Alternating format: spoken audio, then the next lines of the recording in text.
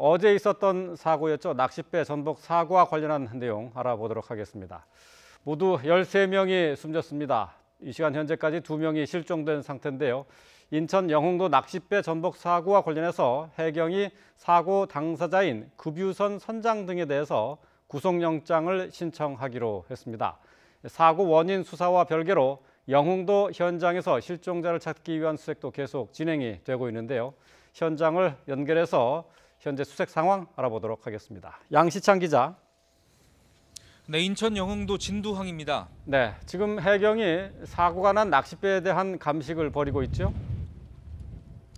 네, 그렇습니다. 조금 전부터 해경은 사고 선체, 선창 1호에 대한 합동 감식에 돌입했습니다. 선체는 선명하게 밑바닥에 충돌 흔적이 남았습니다. 이 흔적을 통해서 선체가 부딪힐 당시 충돌 각도나 속도 등에 대한 사고 경위가 어느 정도는 드러날 전망입니다. 특히 좁은 바닷길에서 사고가 난 것에 대해 논란이 많은 만큼 이번 감식이 더욱 중요해졌습니다. 앞서 급유선이 충돌 직전 속도를 오히려 높였다는 의혹이 YTN 보도를 통해 제기되기도 했습니다.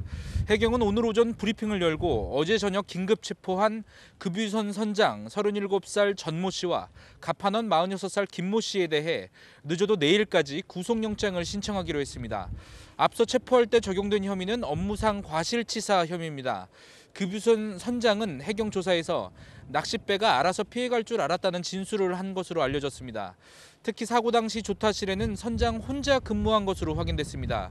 통상 급유선 운행 시 새벽이나 야간 시간대에는 2인 1조로 당직 근무를 하는 것으로 알려졌습니다. 해경은 이에 따라 추가 조사를 진행한 뒤 내일쯤 선장과 갑판원이 안전규정을 제대로 지키지 않은 것으로 보고 구속영장을 신청할 계획이라고 밝혔습니다. 네, 그리고 지금 현재까지 실종자 2명을 아직 찾지 못하고 있습니다. 수색 작업 어떻게 진행되고 있습니까? 네, 제가 있는 이곳 영흥도 해상은 이른 아침부터 굉장히 분주한 모습을 보이고 있습니다. 어젯밤부터 밤샘 수색 작업을 벌였지만 안타깝게도 실종자 2명에 대한 발견 소식은 전해지지 않고 있습니다. 아침 일찍부터 해경과 소방대원 또 지역 어선들이 총동원돼 수색 작업을 벌이고 있는데요. 어제 나눈 구역보다 범위를 넓혀서 수색을 진행하고 있습니다. 또 영흥도 인근 바다양식장 그물에서 실종자가 발견될 가능성도 있어서 어민들에게 이에 대한 협조도 요청하고 있다고 설명했습니다. 영흥도 주민들도 이틀째 구조 활동에 동참하고 있습니다. 사고 발생 직후인 어제 아침부터 영흥도 어선 20여 척이 해경의 수색 작업에 함께하고 있습니다.